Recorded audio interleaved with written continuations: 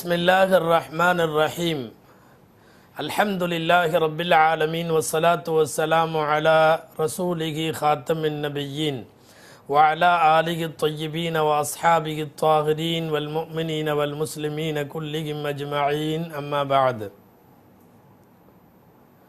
فقد قال الله سبحانه وتعالى في كلامه القديم والفرقان الحميد أعوذ بالله من الشيطان الرجيم بسم الله الرحمن الرحيم وآتوا النساء صدقاتهن نحلة فإن طبن لكم عن شيء منه نفسا فكلوه هنيئا مريئا صدق الله العظيم அளவற்ற அருளாளனும் நிகரற்ற அன்புடையோனுமாகிய எல்லாம் வல்ல அல்லாஹுவின் பெயரால் துவங்குவோமாக.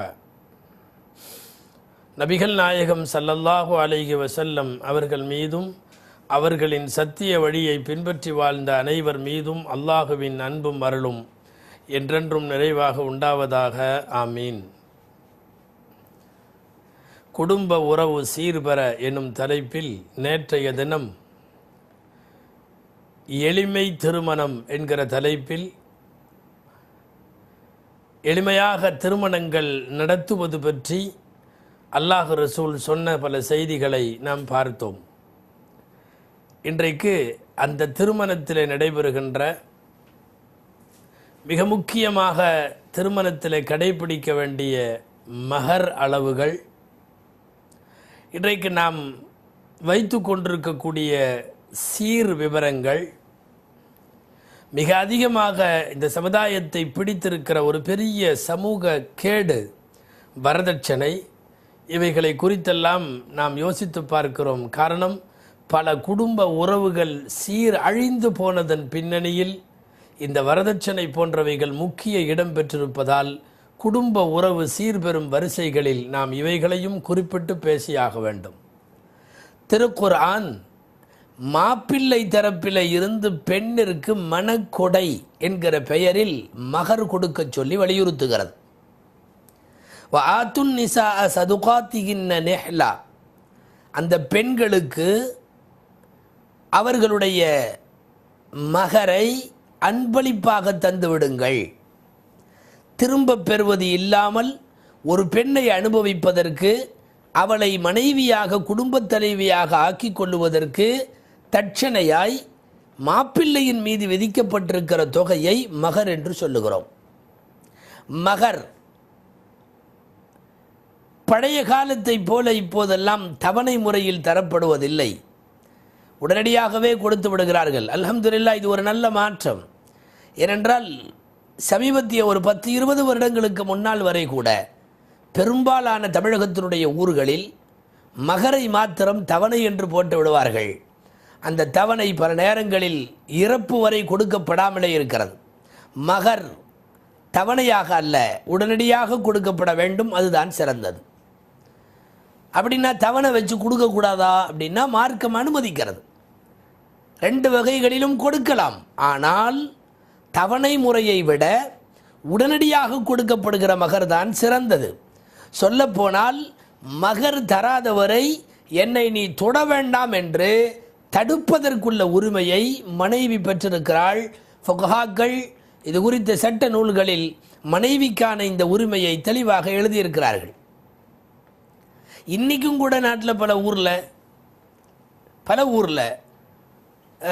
ஒரு 501 ரூபாய் அல்லது 1001 ரூபாய் மகர் என்று போட்டு தவணை என்று எழுதுகிறார்கள்.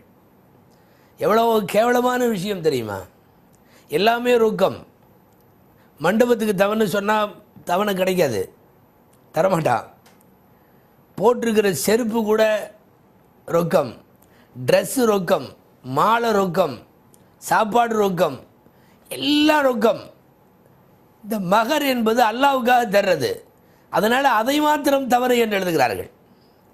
ஷரீஅத்து சொல்லுவது தான் முதலில் ரொக்கமாக தரப்பட வேண்டும். ஆனால் அது அல்லாத அத்தனையும் இங்கே ரொக்கமாகி அது மாத்திரம் தவணையாகிறது. தவணை முறையில் இருக்கிற இன்னொரு பெரிய கோளாறு என்ன தெரியுமா? தவணை முறை கூடும் என்று அனுமதிக்கின்ற ஹதீஸுகளும் சட்ட நூல்களும், குறிப்பாக நாம் சார்ந்திருக்கின்ற 4 மதுகபுகளும் எல்லாமே தவணை கூடும் என்கிறார்கள். ஆனால் தவணை எந்த அளவு தவணைன்னு குறிப்பிடணும். 1001 ரூபாய் தவணைன்னா அடுத்த வருஷத்துக்குள் அல்லது இந்த மாதத்துக்குள். தவணையே இங்கே வந்து மாதம் குறிப்பிடுறதில்லை, தவணை அவ்வளவுதான். அது மவுத்து வரைக்கும் அர்த்தம். யார்கிட்டையாவது கடன் கேட்குறேன்னு வைங்களேன், நீ கொடு நான் தர்றேன். அவன் திரும்ப கேட்பான், எப்போ தர்ற? நான் தர்றேன் கொடு. இது எப்படி தர முடியும்?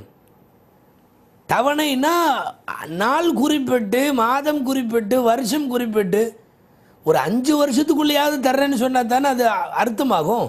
ஒன்றுமே இல்லை, நானாக தருவேன் நீ கொடு. யாருமே கடன் தர மாட்டான். மகர் தொகையில் இந்த கோளாறு தான் நடக்கிறது. மகரை அனுமதிக்கின்ற பல்வேறு நூல்கள் தவணை அனுமதித்தாலும் கூட அந்த தவணை எவ்வளவுன்னு போட சொல்கிறாங்க.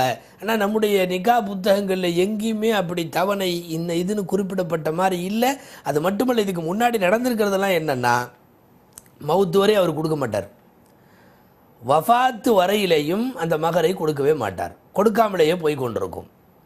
மகரை பொறுத்தவரை இந்த தவணை முறையை விட அப்படி ரொக்கமாக உடனே கொடுப்பது தான் சிறந்தது. யோசித்து பாருங்கள், ரசூலுல்லாஹி ஸல்லல்லாஹு அலைஹி வஸல்லம் அவர்கள் முன்னிலையில் நடைபெற்ற ஏராளமான திருமணங்கள், அவர்கள் அதற்கு மகரை ஏற்பாடு செய்தார்கள், மகரை கொடுக்க சொன்னார்கள், ரொக்கமாக உடனடியாக வாங்கி கொடுத்தார்கள். பிரபலமான நபிமொழி நமக்கு தெரியும். ஒரு சஹாபி நபிகள் நாயகம் ஸல்லல்லாஹு அலைஹி வஸல்லம் அவர்களிடத்தில் திருமணம் செய்து வைக்குமாறு கேட்கிறார். ஹதீஸ் இப்படி வருகிறது. அதாவது ஒரு பெண் நபி ஸல்லல்லாஹு அலைஹி வஸல்லமுடைய சபைக்கு வருகிறது. வந்த பெண், யா ரசூலல்லாஹ், என்னை நான் உங்களுக்கு அர்ப்பணிக்கிறேன். நபிகள் ஸல்லல்லாஹு அலைஹி வஸல்லத்தை திருமணத்திற்காக வேண்டி தன்னை முழுமையாக அர்ப்பணிக்க வந்த பெண். ஸல்லல்லாஹு அலைஹி வஸல்லம் வஹியின் அனுமதி இல்லாமல், அல்லாஹுவின் உத்தரவில்லாமல் எந்த திருமணமும் செய்யவில்லை, செய்ததில்லை, செய்பவர்களும் இல்லை. சபையில் உட்கார்ந்திருந்த ஒரு சஹாபி அப்போ கேட்டார், உங்களுக்கு எந்த தேவையும் அந்த பெண்ணிடம் இல்லை என்றால் எனக்கு மனமுடித்து தாருங்கள்னு கேட்டார். நபி ஸல்லல்லாஹு அலைஹி வஸல்லம் அவர்கள் கேட்டாங்க, உன்ட்ட ஏதாவது அந்த பெண்ணுக்கு கொடுப்பதற்கு மகர் இருக்கான்னு கேட்டாங்க. அவர் ஒன்றும் இல்லைன்னார். நான் உடுத்திருக்கிற இந்த ட்ரெஸ்ஸை தவிரன்னார். இந்த ஹதீஸை அறிவிக்கக்கூடிய அறிவிப்பாளர் சொல்கிறார், உண்மையாகவே அந்த சஹாபியிடம் ட்ரெஸ்ஸே போதுமான அளவுக்கு இல்லை, அவர் உடுத்தி இருந்த அந்த வேட்டி தான் அவருக்கு ட்ரெஸ்ஸு, அதை தவிர வேறு ஒன்றும் இல்லாமல் இருந்தார் அப்படின்னு சொல்கிறாங்க. சல்லாஜம் சொன்னாங்க, ஃபல்தமிஸ் வலவ் ஹாத்தமம் மின் ஹதீதின், போய் ஒரு இரும்பு துண்டாவது, ஒரு இரும்பு மோதிரமாவது எதையாவது தேடி எடுத்துவான்னாங்க. அவர் போய் தேடிட்டு வந்தார், ஒன்று கிடைக்கலன்ட்டு வந்தார், ஒன்றுமே இல்லை.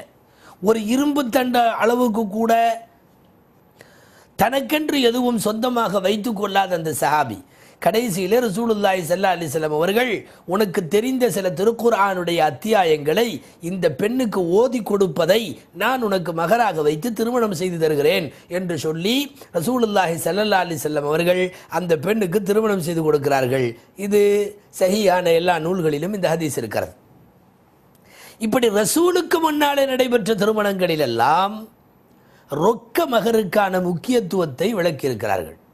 ஏன் ஸல்லல்லாஹு சொல்லியிருக்கலாமே, அட உடுப்பா இப்போ இல்லைன்னா பரவாயில்ல, உனக்கு பின்னாடி எப்போ காசு வருதோ அப்போ நீ உன் மனைவிக்கு கொடுத்துக்கோ, இப்போதைக்கு நான் கல்யாணம் பண்ணி வைக்கிறேன் அப்படின்னு பண்ணி வச்சிருக்கலாமல்ல. நபி ஸல்லல்லாஹு அலைஹி வஸல்லம் பண்ணி வைக்கல. மறுபக்கம் வேறு சில திருமணங்கள் ஒரு இடத்துல பார்த்தா அந்த மாப்பிள்ளைகிட்ட 2 செருப்பு இருக்குது, வேற ஒன்றும் இல்லை, 2 செருப்பு தான் இருக்குது. அவர் பெண்ணை கல்யாணம் பண்ணுறேங்கிறார். மகருக்கு வேறு ஏதாவது கேட்டால் முயற்சி பண்ணால் ஒன்றுமே இல்லை. நபி ஸல்லல்லாஹு அலைஹி வஸல்லம் அந்த 2 செருப்பை அந்த பெண்ணிடத்தில் அனுப்பித்து, இந்த 2 செருப்பை மகராக ஏற்றுக்கொண்டு நீ இவரை சம்மதிக்கிறையா, இவரை திருமணம் செய்து கொள்வதற்கு நீ சம்மதிக்கிறையான்னு கேட்குறாங்க ஸல்லல்லாஹு அலைஹி வஸல்லம்.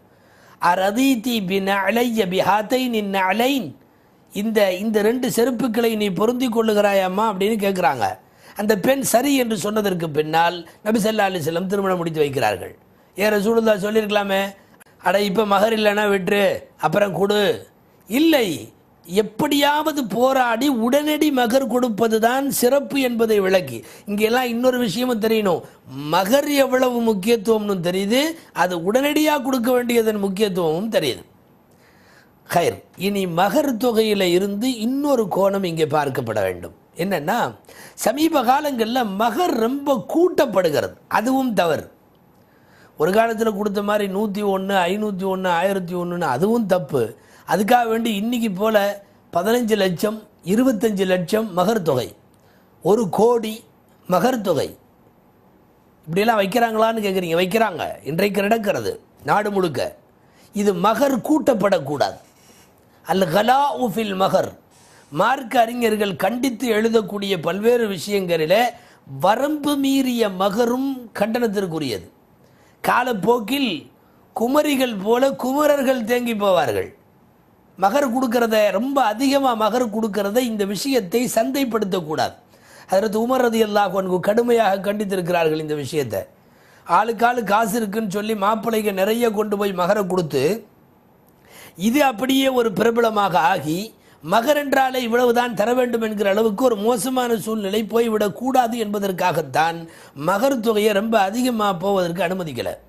இன்றைக்கி அரபு நாட்டினுடைய ஏராளமான மாப்பிள்ளைகளை சார்ந்திருக்கக்கூடிய முக்கியமான பிரச்சனையே என்னென்னா, அவங்களால அங்கே நிலவக்கூடிய மார்க்கெட் நிலவரத்தில் உள்ள மகர் அவங்களால தர முடியலை. அப்படிங்கிறதுனால நிறைய மாப்பிள்ளைகள் அங்கே தேங்கி கிடக்கிறார்கள். மகர் ஒரே அடியாக கூட்டப்படக்கூடாது. பல லட்சம் ரூபாய்களை அள்ளி இறைத்து மகரா, இதிலெல்லாம் தன்னுடைய இருப்பை, தன்னுடைய பண பலத்தை காட்டுவதற்கு இது போன்ற ஷரியத்தினுடைய விஷயங்களை கையில் எடுக்கிறப்போ மார்க்கம் எதற்கென்று இவைகளை வைத்ததோ அந்த அடிப்படை தகர்ந்து போகிறது. மறுபக்கம் இதுக்கு நேர் மாற்றம் இன்னொரு மோசமான சூழ்நிலை, மகரே கொடுக்காம கடைசி வரைக்கும் ஆகி மௌத்தா போயிடுறது. மௌத்தா போனதுக்கப்புறம் ஏற்கனவே இவர் போயிட்டாருன்னு அந்த அம்மா அழுதுட்டு இருக்கும். அதை அப்படியே அழுக கூட்டிகிட்டு வருவாங்க. கூட்டிகிட்டு ஜனாசாக்கு முன்னாடி நிற்க வச்சு மகரை மன்னிச்சிட்டேன்னு சொல்லு அப்படிம்பாங்க.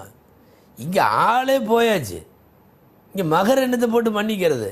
அதை சொல்ல வச்சு குடும்பத்தில் உள்ள பெருசுகள்லாம் சேர்ந்து சொல்ல வைக்கும். அவள் உடனே எல்லாம் நான் மகரை மன்னிச்சிட்டேங்கன்னு அதுக்கு ஒரு அழுகும் அந்த அம்மா. அதுக்கப்புறம் திரும்ப கூப்பிட்டு போய் உட்கார வச்சுருவாங்க. இது மகர் மன்னிப்பு கேட்கப்படுகிற பொருளா? அது மன்னிக்க சரி, இப்போ மன்னிப்பு கேட்குறோமல்ல, மகரை மன்னிச்சிட்டேன்னு அந்த போய் சொல்லு, மன்னிப்பு கேட்குற நிலைமையில் அவர் இருக்காரா? இல்லை, அவர் சார்பாக கேட்கப்படுகிறது. இது எவ்வளோ பெரிய கேவலம்! இது மிஞ்சி போனால் அந்த காலத்தில் 101, 301 எழுதுனதை கூட நிறைய பேர் காலம் பூரா கொடுக்காம போயிருக்காங்க. ஒன்று தெரிஞ்சுக்கணும், நாம் எவ்வளவு தான் செலவுக்கு கொடுத்தாலும், எவ்வளவு தான் உணவு உடையெல்லாம் வாங்கி கொடுத்தாலும் எல்லாமே நான் தானே பார்த்துக்கிறேன் அப்படின்னா எல்லாமே நீ தான் பார்த்துக்கிற. ஆனால் தனியாக மகர் என்பது கொடுக்கப்பட வேண்டும். உன்னுடைய சொத்து பல லட்சம் ரூபா அந்த அம்மா கையில் இருந்தாலும் மகருன்னு சொல்லி தனியாக தரப்பட வேண்டும் என்பதுதான் மார்க்கத்தினுடைய சட்டம். மகருடைய முக்கியத்துவத்தை சொல்லுவதற்காக இன்னொரு செய்தியை கூட சொல்லலாம். ஒரு மையத்து, ஒருவர் இறந்து போய்விட்டால் உடனடியாக செய்யப்பட வேண்டிய கடமைகளில் ஃபஸ்ட்டு கஃபன் தஃபன் முடிஞ்சிருதா? கஃபன் தஃபன் செஞ்சு முடித்த உடனே அடுத்த காரியம் என்ன தெரியுமா? கடனை அடைக்கணும். கடனை அடைக்கிறதுல முதல் கடன் மகரை அடைக்கணும். ஒருவர் மனைவிக்கு மகர் கொடுக்காமல் மௌத்தாகி இருந்தால் அவருடைய சொத்துக்களில் இருந்து யார் யாருக்கெல்லாம் அவர் கடன் வாங்கினாரோ அதையெல்லாம் தர. சில பேர் அவரை அடக்கிட்டு கபிரிஸ்தான்லேயே அறிவிப்பு செய்வாங்க, எங்கள் தகப்பனார் அல்லது எங்கள் சகோதரர் இவர் எவ்வளோ கடன் வாங்கியிருந்தா சொல்லுங்கள் நாங்கள் தர்றோம் அப்படின்னு. முதல்ல போய் அவங்க அம்மாவுக்கு மகரை கொடுக்கணும். மகர் தராமல் மௌத்தாகி இருந்தால் கடன்களில் முதல் கடன் மகர் கடன், அதை அடைக்கணும். அதுக்கப்புறம்தான் அவருடைய சொத்துக்களையே பிரிக்கணும். சொத்துக்களை பிரிக்கிறதுக்கு முன்னாடி நிறைவேற்றப்படக்கூடிய முக்கியமான கடன்களில் மகர் இருக்கிறது என்பதை வைத்தே மகருடைய முக்கியத்துவம் என்ன என்பதை நம்மாலே புரிந்து கொள்ள முடிகிறது. மார்க்கம் இவ்வளவு தூரம் மகருக்கு வச்சிருக்கு. சரி, இதுவெல்லாம் மாப்பிள்ளை தரப்பில் இருந்து பெண்ணுக்கு தரப்படக்கூடிய மகருடைய விஷயம். இனி மறுபக்கம், இந்த நாட்டை பிடித்திருக்கிற பெரிய முசீபத்து, இஸ்லாம் அல்ல எல்லா மதங்களிலேயும் இருக்கக்கூடிய பெரிய முசீபத்து, சமூகத்தினுடைய மிகப்பெரிய கேடு என்னன்னா வரதட்சணை. மார்க்கத்தில் முன்மாதிரியே இல்லாத செயல். குர்ஆன் ஹதீஸில் எங்கேயும் இதற்கான ஆதாரங்கள் கிடையாது. சரி, நமக்கு முன்னாடி வாழ்ந்த கூட்டங்கள் அல்லது நாம் முன்மாதிரியாக பார்த்து கொள்ள வேண்டிய நாடுகள் பிரதேசங்கள் அங்கெல்லாம் கூட இல்லை. அரபு நாடுகளில் வரதட்சணை என்பதற்கு வார்த்தையே இல்லை. பெண் வீட்டில் இருந்து காசை வாங்குகின்ற, நல்ல வார்த்தையில் சொல்கிறதுன்னா பிச்சை எடுக்கிற ஒரு மோசமான வார்த்தை இது வரதட்சணை. இஸ்லாம் எவ்வளவு அழகாக வச்சிருக்கு தெரியுமா? பெண்ணை பெற்ற வீட்டில் செலவே கிடையாது, செலவே கிடையாது, எல்லாம் கொடுத்து மாப்பிள்ளை கட்டிட்டு போகணும், அவ்வளோதான். ஆனால் இன்றைக்கி அதை நேர் மாற்றமாக்கி மாப்பிள்ளையை பெற்ற செலவில்லைங்கிற மாதிரி ஆகிப்போச்சு இல்லையா? குழந்தை பிறந்த உடனே இன்றைக்கி அப்படி தானே கேட்குறாங்க, வரவா செலவான்னு கேட்குறாங்க. பெண் குழந்தையாக இருந்தால் செலவுன்னு அர்த்தமா, ஆண் குழந்தையாக இருந்தால் வரவுன்னு அர்த்தமா? எவ்வளோ மோசமாயிருச்சு. முதல்ல பெண் குழந்தை பிறந்தால் சாபாக்கள் காலத்தில் ஒருத்தருக்கு ஒருத்தர் வாழ்த்து சொல்லுவாங்க. எப்படி வாழ்த்து சொல்லுவார்கள் தெரியுமா? பெண் குழந்தையாக பிறந்திருக்கு, ஹனி அல்லக்கன் நாஃபிஜா, ஹனி அல்லக்கன் நாஃபிஜா. என்ன அர்த்தம்? உனக்கு வாழ்த்து உண்டாகட்டும், ஒரு செலவும் இல்லாமல் இருக்கு, உனக்கு வாழ்த்து உண்டாவதாக. செலவினங்கள் இல்லாமல் போய்விட்டது என்று வாழ்த்து சொல்லக்கூடிய அளவுக்கு உள்ள பெண் குழந்தை இன்னைக்கு பிறந்த உண்ண முகம் சொல்லிக்கிறார்கள். காரணம் என்ன தெரியுமா? நிறையா கொடுக்க வேண்டியது இருக்குது, செலவினங்கள் எல்லாம் இந்த வரதட்சணை மையப்படுத்தி வரக்கூடிய கொடுமைகள். இன்னைக்கு மாப்பிள்ளையை பெற்றுட்டா ஒரு பெரிய சொத்து மாதிரி. ஆனால் மாப்பிள்ளைங்க முதல்ல புரிஞ்சுக்கணும், ஒன்றை மாடு மாதிரி ஆக்கிட்டாங்கன்னு அர்த்தம். மாப்பிள்ளைங்க என்னுடைய கார் இன்ன விலை, என்னுடைய பங்களா இன்ன விலை, என் தோட்டம் இன்ன விலை, அந்த மாதிரி என் பையன் இன்ன விலை, பையன் இன்ன விலை, உன்னை விற்கப்படுகிறது. மாப்பிள்ளைகள் யோசிக்க வேண்டும், நீ விற்கப்படுகிற பொருளா? நீ என்ன மாடா?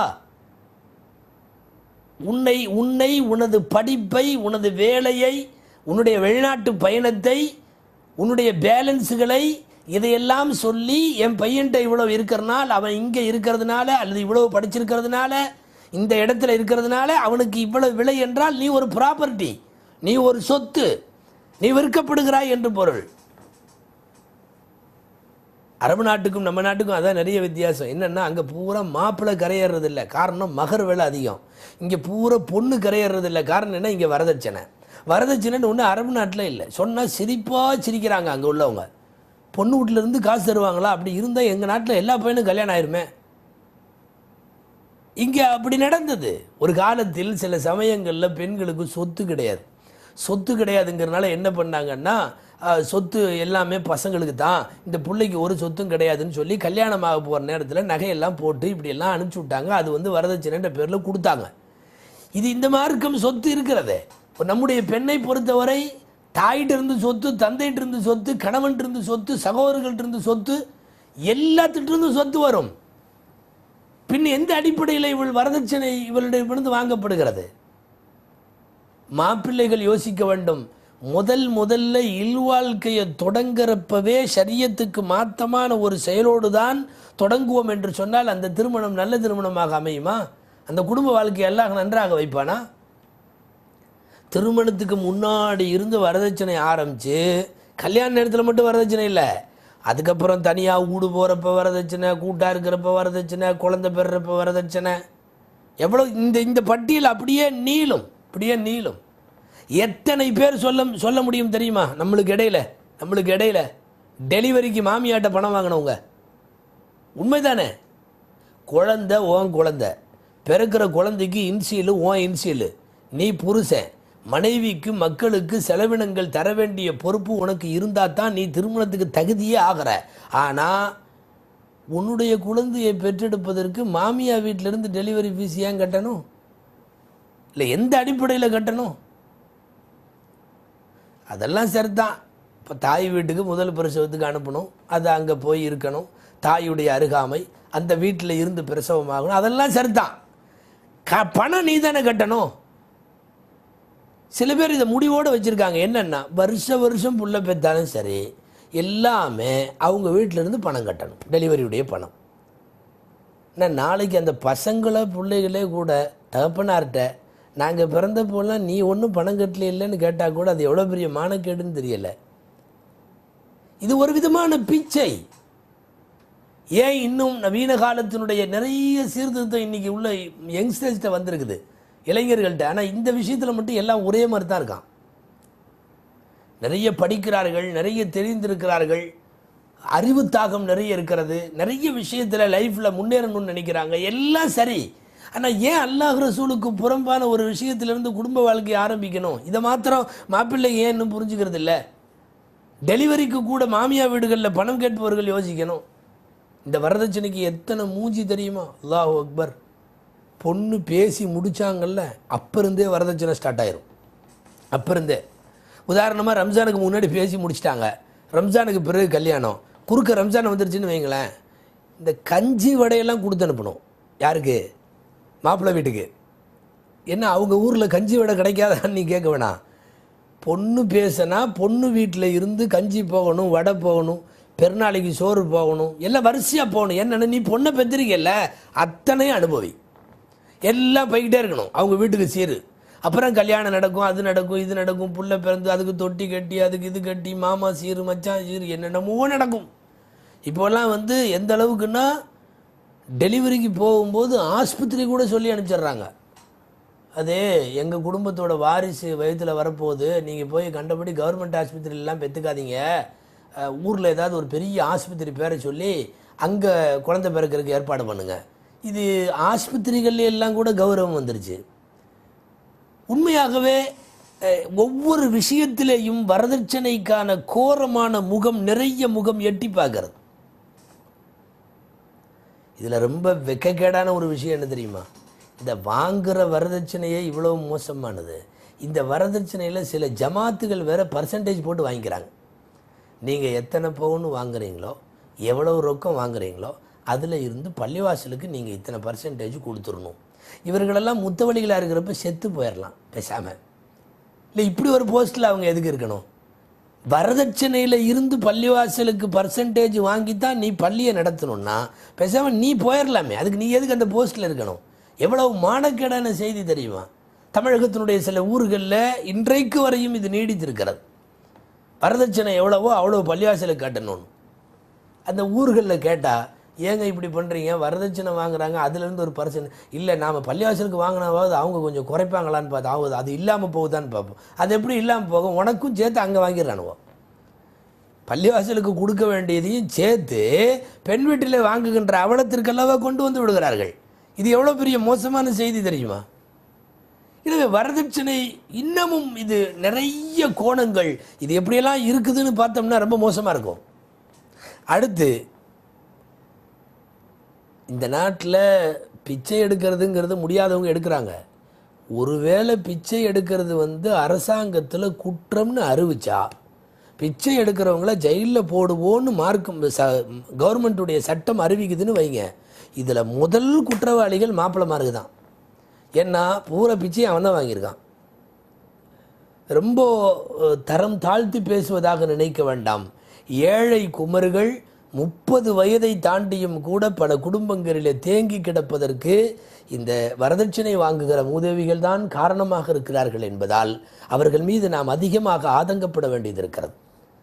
இன்றைக்கு வரதட்சணையின் மூலமாக திருமண சந்தையினுடைய விலையை உயர்த்தி விட்டார்களே. இதே போலத்தான் சீர்வரிசை. இந்த சீர்வரிசை குறித்து நாம் முழுமையாக ஒரு விஷயம் தெரிய வேண்டும். கட்டாயம் பெண் வீட்டில் இருந்து சீர் சாமான் தர வேண்டும் என்கிற அவசியம் கிடையாது.